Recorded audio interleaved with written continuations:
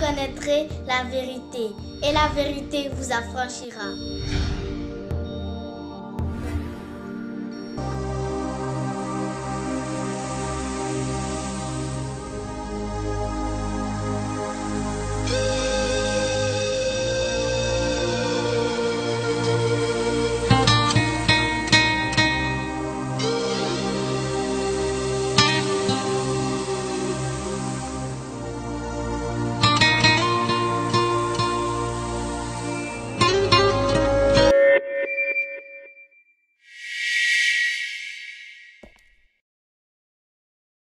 Voilà, chers frères et sœurs, soyez bénis. Je voulais faire cette vidéo parce que il y a aujourd'hui beaucoup de, j'ai envie de dire beaucoup de confusion, beaucoup de méchanceté chez les chrétiens, beaucoup d'insensibilité chez les chrétiens, et ça fait que même beaucoup de personnes pensent que les chrétiens sont des gens qui sont vraiment, méchants. Et je vais vous expliquer de quoi je parle, pour que nous puissions vraiment bien comprendre. Vous savez, beaucoup de personnes ont été tellement endoctrinées par les faux pasteurs, par les faux prophètes. Ils ont été endoctrinés dans le mauvais sens par rapport à la manière de donner, qu'ils n'ont même plus de cœur. J'ai envie de dire, c'est comme s'ils n'ont même plus de cœur, s'ils n'ont même plus des yeux pour voir les pauvres, pour voir leurs voisins qui souffrent, pour voir leurs voisins qui ont des problèmes. Parce que beaucoup de chrétiens pensent que tant qu'ils ne donnent pas à leur pasteur, Dieu ne peut pas les bénir. Ça veut dire que même s'ils prennent leur argent, qu'ils vont donner aux pauvres, s'ils font des aumônes aux pauvres, s'ils font des offrandes aux pauvres, Dieu ne va pas les bénir. Dieu ne va pas les bénir. Pourquoi? Parce qu'ils n'ont pas donné cet argent à leur pasteur, à leur église. Et ça fait qu'aujourd'hui, en fait, beaucoup d'enfants de Dieu sont devenus insensibles. J'ai envie de dire, ils sont devenus vraiment un peu méchants. Ils peuvent voir leurs voisins qui sont à côté d'eux, leurs voisins qui souffrent, leurs voisins qui ne mangent pas, leurs voisins qui ont des difficultés financières, des difficultés à manger, à vivre. Et ils ont du mal à vraiment avoir un cœur pour aller soutenir ses voisins. Mais pendant ce temps, ils ont de l'argent pour aller donner à leur pasteur, pour aller donner à leur église. C'est vrai, je ne dis pas qu'on ne doit pas donner à un pasteur. Je ne dis pas qu'on ne doit pas donner à l'église pour faire l'œuvre de Dieu. Mais ce que je pointe du doigt, c'est souvent notre insensibilité, notre méchanceté vis-à-vis de nos voisins, vis-à-vis de nos frères en Christ. Et ça fait que aujourd'hui, c'est un blocage à l'évangile de proximité, à l'évangile dans nos cours communes, à l'évangile autour de nous. Parce que nous avons des voisins qui souffrent. Nous avons des voisins qui ont des problèmes. Nous avons des voisins qui ont des difficultés. Mais nous sommes insensibles à leur souffrance. Et après, c'est nous qui allons frapper à leur porte pour leur dire: Jésus t'aime. Jésus est mort pour toi. Il faut lui donner ta vie. Pourtant, ce même voisin, tu sais que ça fait 2 jours qu'il n'a pas mangé. Ça fait 3 jours qu'il n'a pas mangé. Pourtant, tu sais que ce voisin-là, il a des difficultés pour payer son loyer, pour faire face aux dépenses de sa famille, de ses enfants. Mais tu es insensible. Nous sommes insensibles. Je me mets dedans parce que, vous savez, moi aussi, j'ai pratiqué ces choses. J'ai participé à ces choses. Donc, je ne lance pas la pierre aux autres. Moi aussi, je suis dedans. Mais le plus important, c'est de comprendre. Parce que, aujourd'hui, les gens nous font croire que la manière d'avoir des trésors dans le ciel, la manière de se construire des maisons dans le ciel, la manière d'être béni par Dieu, c'est seulement quand on prend notre argent qu'on va donner à l'église. quand on prend notre argent, qu'on va donner au pasteur. Ça veut dire que tant qu'on ne donne pas au pasteur, Dieu ne nous bénit pas. Voilà l'idée que beaucoup de chrétiens ont aujourd'hui. Et frère, nous allons rentrer dans la parole de Dieu.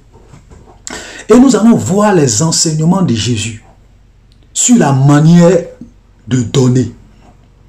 Sur la manière de donner aux pauvres, de donner à ceux qui nous entourent, de donner à nos frères en Christ, à nos soeurs qui souffrent, de donner même aux païens, afin que Dieu nous bénisse et que nous puissions nous amasser des trésors dans le ciel. Frère, vous connaîtrez la vérité et la vérité vous affranchira. Parce que les gens ont tellement doctriné les enfants de Dieu. C'est-à-dire que pour eux, on amasse des trésors dans le ciel, Dieu nous bénit, nous construisons des trésors dans le ciel, nous construisons nos maisons au ciel, lorsque nous donnons seulement au pasteur, lorsque nous donnons seulement pour l'œuvre de Dieu.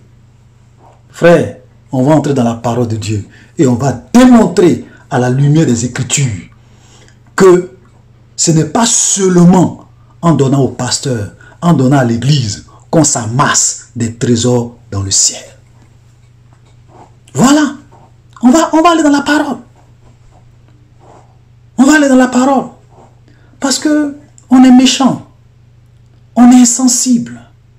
On n'a pas des yeux pour voir les gens qui souffrent autour de nous. On n'a pas des yeux pour voir nos parents. On n'a pas des yeux pour voir nos frères. On n'a pas des yeux pour voir nos soeurs. On n'a pas des yeux pour voir nos amis, nos voisins qui sont païens, qui souffrent autour de nous. Mais nous sommes généreux à l'église. Nous sommes des gens qui donnent pour l'œuvre de Dieu à l'église. Nous sommes des hommes de Dieu qui donnent. Pourtant, souvent, ton pasteur est riche. Vous avez des pasteurs qui sont des milliardaires.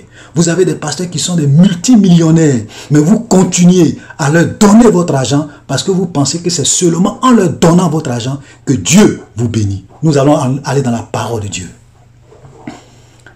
Et vous allez vous rendre compte que ce que Jésus nous a enseigné n'est pas pratiqué aujourd'hui par beaucoup de chrétiens quant à la manière de donner.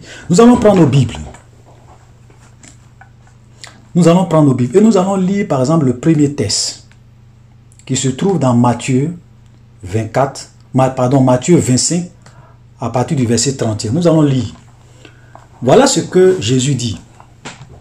Lorsque le Fils de l'homme viendra dans sa gloire avec tous les anges, il s'assiera sur le trône de sa gloire, toutes les nations seront assemblées devant lui, il séparera les uns avec les autres comme le berger qui sépare les brebis d'avec les boucs. Il mettra les brebis à sa droite et les boucs à sa gauche. Alors le roi dira à ceux qui sont à la droite, venez, vous qui êtes bénis de mon Père, prenez possession du royaume qui vous a été préparé dès la fondation du monde. Car j'ai eu faim et vous m'avez donné à manger. J'ai eu soif et vous m'avez donné à boire. J'étais étranger et vous m'avez accueilli. J'étais nu et vous m'avez vêtu. J'étais malade et vous m'avez visité. J'étais en prison et vous êtes venus vers moi. Les justes lui répondront, Seigneur, quand t'avons-nous vu avoir faim, t'avons-nous vu et t'avons-nous donné à manger, ou avoir soif et t'avons-nous donné à boire. Donc voilà ce que Jésus dit, les justes vont lui demander. Mais Seigneur, quand est-ce que, c'est vrai que tu dis tu as eu faim, on t'a donné à manger, tu avais soif, on t'a donné à boire, mais quand est-ce que nous on a fait tout ça? Et regardez ce que Jésus va le dire.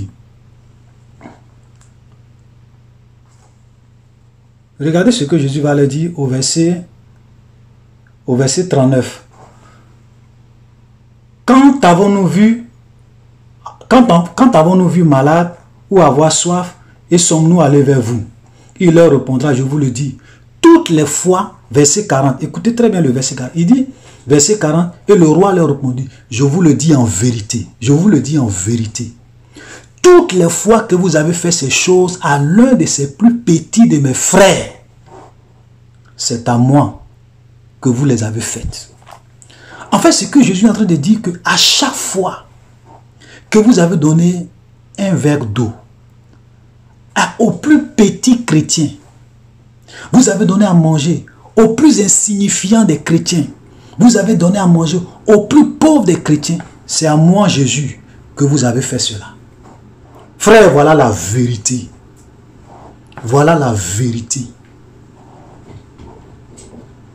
Ça veut dire que un enfant de Dieu, ça veut dire que quand je donne, quand je soutiens un pauvre dans l'église, pas seulement le pasteur, quand je soutiens un pauvre dans l'église, quand je soutiens un malheureux, quand je soutiens quelqu'un qui a des difficultés, qui a des problèmes, qui n'arrive pas à payer ses ordonnances, et que la personne même vient me voir pour dire, ah maman, ça fait 2 jours que je n'ai pas mangé, ça fait 3 jours que je souffre, ou bien toi-même tu vois la personne, tu vois que la personne souffre, elle a des problèmes, et tu l'aides, tu l'aides financièrement, tu l'aides sur le plan matériel. Jésus dit que c'est à lui, Jésus, que tu as fait ça.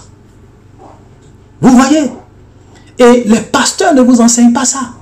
Vos bishops, vos prophètes ne vous enseignent pas ça. Tout ce qu'ils savent et tout ce qu'ils vous enseignent matin, midi, soir, c'est seulement de leur apporter votre argent, vos dîmes, vos offrandes, tout l'argent que vous avez là, c'est à eux seulement que vous devrez donner, alors que vous pouvez donner aux pauvres aussi. Et c'est comme si vous donnez à Dieu. C'est comme si vous donnez à Jésus. Frère, vous voyez la vérité? Vous voyez combien de fois la vérité a disparu dans le cœur de beaucoup de chrétiens, au point où ils ont peur. C'est-à-dire que pour eux, tant qu'ils ne donnent pas l'argent, tant qu'ils ne donnent pas beaucoup d'argent au pasteur, Dieu ne peut pas les bénir. C'est comme s'ils n'ont rien fait pour Dieu. Il faut forcément qu'ils aillent donner aux pasteurs qui sont riches pour que Dieu sache que oui, ils ont donné l'argent. C'est malheureux, frère. C'est malheureux. Et on va prendre un autre verset, par exemple dans Jacques. Dans Jacques 1, voilà, Jacques chapitre 1, le verset 27, voilà ce que la Bible dit. La religion pure, sans tache. Écoutez très bien, les gens parlent de religion. Voilà la définition de la religion dans la Bible. La religion pure et sans tache devant Dieu notre Père. La Bible dit la religion pure, sans tache devant Dieu notre Père consiste. En quoi consiste la religion pure et sans tache devant Dieu? La Bible dit dans Jacques 1, le verset 27, la religion pure et sans tache devant Dieu notre Père consiste à visiter les orphelins et les veuves dans leurs afflictions et à se préserver des souillures du monde. C'est vrai, on se préserve des souillures du monde. Ça, c'est la sanctification. Ça, c'est la pureté. Ça, c'est la crainte de Dieu. Donc, tout ça, ça fait partie de la religion. C'est pour cela que tu ne peux pas te dire chrétien. Et puis, tu vas continuer à vivre dans le péché, dans le mal, à pratiquer l'iniquité. Tu n'es pas dans la religion selon Dieu. Ça, c'est clair. Mais ici également, la Bible nous dit que cette même religion pure, sans tache devant Dieu, consiste aussi à faire quoi? À visiter les orphelins et les veuves dans leurs afflictions. Non seulement on peut les visiter physiquement, mais même dans leurs afflictions. Ça veut dire que dans leurs problèmes, dans leurs difficultés, il faut les soutenir. Il faut les aider. Et quand tu fais ça là, Dieu est content. Dieu te bénit parce que tu es en train de pratiquer la véritable religion selon Dieu. Ici là, on n'a pas dit que la religion pure sans tache consiste seulement à donner aux hommes de Dieu. Consiste seulement à donner aux pasteurs. Ou bien on n'a pas dit que la religion pure sans tache consiste seulement à donner pour l'œuvre de Dieu. Ça c'est le grand mot, ça, l'œuvre de Dieu. C'est pas ça. Ça veut dire que quand nous donnons aux veuves dans l'église, quand nous donnons aux orphelins, quand nous les soutenons, nous sommes en train de faire la religion pure sans tache selon Dieu. Vous voyez, aujourd'hui on est devenu insensible. Vous avez même des chrétiens, leurs frères souffrent. Souvent même, il y a des frères qui vont voir certains de leurs frères en Christ, certains de leurs sœurs en Christ, pour dire, ah, j'ai des difficultés, mais ils ferment leur cœur. Ils n'ont pas d'argent pour donner, pour soutenir leurs frères, pour soutenir les veuves, pour soutenir les orphelins. Mais quand on dit dimanche à l'église, qui veut donner pour l'œuvre de Dieu? Vous les voyez. C'est eux qui sont les premiers même à venir mettre de grosses enveloppes. De grosses enveloppes pour l'œuvre de Dieu. Frère, vous allez être surpris quand on va arriver au ciel de voir que il y a des gens qui n'ont pas fait tout ça, mais qui étaient généreux autour d'eux, qui donnaient, qui soutenaient leurs frères, leurs sœurs en Christ, les mamans veuves, les enfants orphelins. Vous allez voir qu'ils auront des grandes récompenses dans le ciel, qui va de loin dépasser ce que vous allez avoir. Parce que vous n'avez pas compris la manière de donner selon Dieu. Je le répète encore, je ne suis pas en train de dire qu'on ne doit pas donner pour l'œuvre de Dieu. Je ne suis pas en train de dire qu'on ne doit pas donner pour soutenir les serviteurs de Dieu. Mais je veux vous ouvrir vos yeux sur le fait que ce n'est pas seulement en faisant ça que Dieu nous approuve. On peut donner aux pauvres, Dieu va nous approuver. On peut donner aux veuves et Dieu sera d'accord avec ça. C'est ça qui est la vérité. On va prendre un autre verset. Parce qu'il y en a tellement. Regardez même Proverbe. Proverbe 19, le verset 17, nous dit quoi? Proverbe 19, le verset 17. Proverbe 19, le verset 17.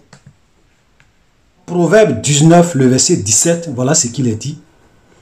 Celui qui a pitié du pauvre, celui qui a pitié du pauvre, prête à l'Éternel, qui le lui rendra selon son œuvre.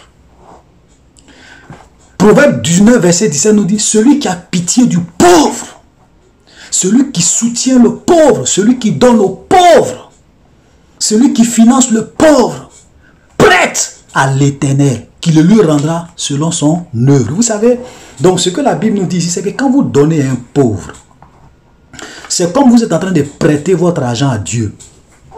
Alors que Dieu, crédit de quelqu'un ne reste pas sur Dieu. Personne ne sera...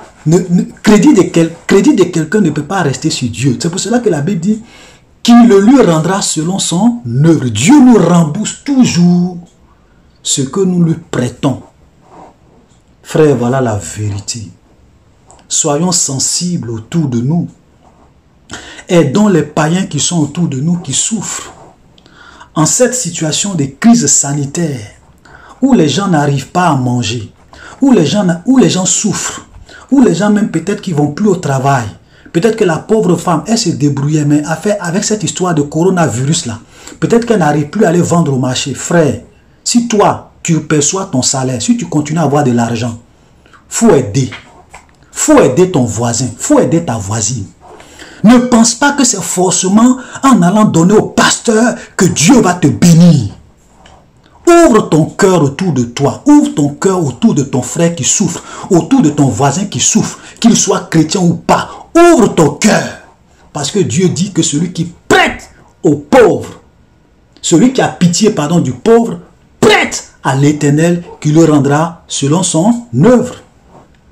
C'est ça qui est la vérité. C'est ça qui est la vérité. On va encore prendre un autre texte parce que souvent je lis beaucoup la Bible pour que les gens ne pensent pas que je suis en train d'inventer les choses. Ok? On lit la Bible.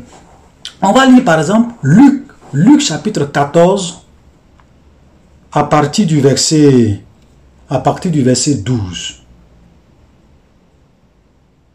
À partir du verset 12. Luc 14 verset 12. Donc, ça c'est quelqu'un qui va inviter Jésus à un dîner, à un festin. Et regardez ce que Jésus va lui dire. Il dit aussi à celui qui l'avait invité, lorsque tu donnes à dîner ou à souper, n'invite pas tes amis, ni tes frères, ni tes parents, ni tes voisins riches, de peur qu'ils ne t'invitent à leur tour et qu'on ne te rende la pareille. Verset 13, mais lorsque tu donnes un festin, invite des pauvres, des estropiés, des boiteux, des aveugles, et tu seras heureux de ce qu'ils ne peuvent pas te rendre la pareille, car, écoutez très bien, car elle te sera rendue à la résurrection des justes. Voilà ce que Jésus va dire à ce monsieur qui l'a invité à ce festin. Il dit, quand tu organises un festin, n'invite pas seulement tes amis, les riches, ceux qui peuvent aussi te rendre la pareille, qui peuvent aussi t'inviter aussi.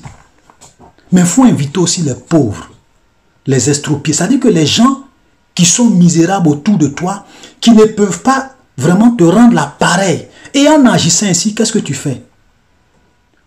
À la résurrection des morts, c'est-à-dire que quand Jésus va venir, à la résurrection des morts, tout ce que tu as fait là, Dieu va te rembourser ça. Dieu va te rembourser ça. Vous comprenez la vérité? Frère, voilà la vérité. Voilà la vérité. Et même quand on lit par exemple le verset 33,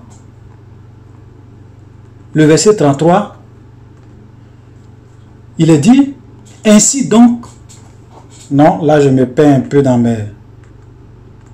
Ok, mais on va même s'arrêter là. Ok, tu seras heureux de ce qu'ils ne peuvent pas te rendre la pareille, car elle te sera rendue à la résurrection des justes. Ça veut dire quoi? Ça veut dire que quand vous aidez les pauvres, quand vous aidez les gens qui n'ont rien, quand vous les invitez, même ce simple geste-là, de donner quelque chose à quelqu'un qui ne peut pas te rendre la pareille, Dieu dit, comme on l'a lu tout à l'heure, c'est comme si tu fais un prêt à Dieu. Et à la résurrection des morts, Dieu va te donner une récompense pour ça. Frère, c'est ça qui est la vérité.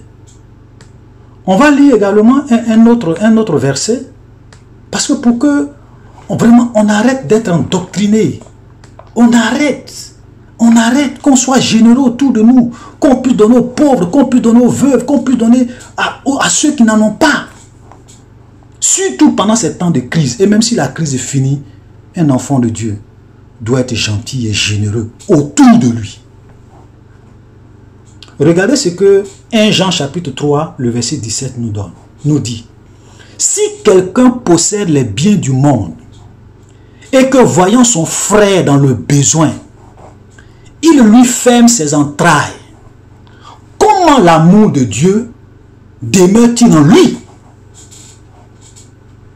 Voilà ce que la Bible nous dit. La Bible dit, si tu possèdes les biens de ce monde, toi tu en as, tu as l'argent, tu as les moyens, et tu vois ton frère qui est dans le besoin, tu vois ton frère qui souffre à côté de toi, tu vois ton frère qui est malade, qui ne peut même pas payer ses ordonnances, tu vois ton frère qui est en difficulté, et tu lui fermes tes entrailles, ça veut dire que tu refuses de l'aider. Comment tu peux dire que l'amour de Dieu demeure en toi? Comment tu peux dire ça? Les gens pensent que l'amour de Dieu demeure en nous lorsqu'on donne seulement pour l'œuvre de Dieu, lorsqu'on donne seulement au pasteur, lorsqu'on donne seulement pour financer l'œuvre de Dieu. Vous n'avez rien compris, frère. Comme moi, je n'avais rien compris aussi, mais maintenant je comprends. Je connais la vérité. Je sais que je peux donner pour l'œuvre de Dieu. Je peux donner aux hommes de Dieu. Mais frère, autour de moi, quand les gens souffrent, je dois aussi les aider. Je dois aussi les soutenir. Parce que c'est la preuve que l'amour de Dieu demeure en nous. Et regardez le verset, il a dit, petit enfant, n'aimons pas en parole et avec la langue, mais en action et avec vérité. C'est toujours nous les chrétiens, on est là, Jésus t'aime, Jésus t'aime, Jésus t'aime. Mais pourtant quand les gens ont des problèmes, on leur ferme nos entrailles. On aime en parole. On aime en parole. C'est pour cela qu'aujourd'hui, il y a beaucoup de païens qui refusent même d'aller à l'église. Parce qu'ils voient souvent que les chrétiens sont méchants. Ils n'ont pas de cœur. Excusez-moi de le dire. Je ne le dis pas ça de façon... C'est ce qu'ils disent. C'est ce qui est dans leur cœur. Parce que vous les voyez souffrir. Vous ne les aidez pas. Vous les voyez dans les difficultés. Vous n'ouvrez pas vos cœurs. Et c'est vous qui venez après leur dire que Jésus les aime. En fait, il rit. Il rit. Toi, tu es chrétien. Tu manges matin, midi, soir. Matin, midi, soir. Ton voisin qui est à côté de toi, ça fait 2 jours, il n'a pas mangé. Tu as venu lui dire quoi? Jésus l'aime. Et puis il va te suivre le dimanche pour aller à l'église. Tu te trompes mal. Même s'il y a un féticheur qui vient lui donner 1000 francs, il va préférer suivre ce féticheur-là que toi de te suivre pour aller à l'église. Je vous dis la vérité. La vérité. Vos pasteurs ne vont pas vous dire ça. Pourquoi? Parce qu'ils se disent que si on enseigne ça, les offrandes ne vont plus trop rentrer. Les dîmes ne vont plus trop rentrer. Les gens risquent de prendre une partie de l'argent pour orienter ça ailleurs. Ce n'est pas la vérité qui les intéresse. C'est leur poche et c'est leur ventre. Voilà la vérité. Voilà la vérité. On va prendre un dernier exemple et nous allons nous arrêter là. L'exemple de Corneille. Voilà Corneille. Corneille était quelqu'un qui n'était pas un juif. Il n'était pas un juif. Mais regardez ce que Dieu va faire à cause de ses aumônes, à cause de ses offrandes. Regardez, la Bible nous dit, il y avait à Césarée, Acte chapitre 10, le verset 1er. Il y avait à Corneille un homme, il y avait à Césarée, un homme nommé Corneille, centenier dans la cohorte dite italienne. Cet homme était pieux et craignait Dieu avec toute sa maison. Il faisait beaucoup d'aumônes au peuple et priait Dieu continuellement. Vers la 9e heure, il vit clairement dans une vision un ange de Dieu qui entra chez lui et qui lui dit: Corneille. Les yeux fixés sur lui et saisi de foi, il répondit: Qu'est-ce, Seigneur? Et l'ange lui répondit: Tes prières et tes aumônes sont montées devant Dieu et il s'en est souvenu. Voilà, donc Dieu va envoyer un ange pour dire à ce monsieur que tes prières et tes aumônes, c'est-à-dire que, parce que la Bible dit qu'il faisait beaucoup d'aumônes au peuple. Il donnait beaucoup d'aumônes aux pauvres, au peuple, aux gens qui souffraient, qui avaient des problèmes. Et il priait et Dieu va se souvenir de tous ses bienfaits. Voilà le Dieu que nous adorons. Ce n'est pas celui qui nous bénit seulement quand on donne au pasteur. Ce n'est pas celui qui nous bénit seulement et qui se souvient de nos prières quand on donne seulement pour l'œuvre de Dieu à l'église. Pendant que les gens souffrent autour de nous. Frères, quittons dans ça. Quittons dans ça. Ouvrez nos cœurs. Soyons généreux. Soyons bons comme Dieu est bon. C'est la vérité. Souvent, on est méchant. On est méchant. On est méchant, mais à l'église, on est généreux. Dans les cours communes, on est méchant, mais à l'église, on est généreux. Avec nos voisins, on est méchant, mais à l'église, on est généreux. Et on pense que c'est comme ça que Dieu va nous bénir. C'est pour cela que beaucoup de chrétiens ne sont pas bénis. Ils sèment, mais Dieu ne les bénit pas. Voilà la vérité. Donc, chers frères et sœurs, je vais m'arrêter là parce qu'il y a tellement de versets. Si on veut montrer tous les passages où Jésus a dit: donnez aux pauvres, donnez aux pauvres, donnez aux... Il y en a plein. Il y en a plein. Donc, je vais m'arrêter là. Vraiment, c'était des conseils que je voulais donner à ceux qui veulent comprendre. Parce que malheureusement, il y a des gens qui ne comprennent pas. Et il sera difficile de convaincre tout le monde. Mais comme je l'ai dit la dernière fois, ceux qui ont des yeux vont voir. Ceux qui ont des oreilles vont comprendre. Donc, chers frères et sœurs, en ces temps de difficultés, de crise, de situations compliquées, ayons un cœur généreux pour ceux qui sont autour de nous, qui souffrent, qui ont des problèmes. Shalom, soyez bénis.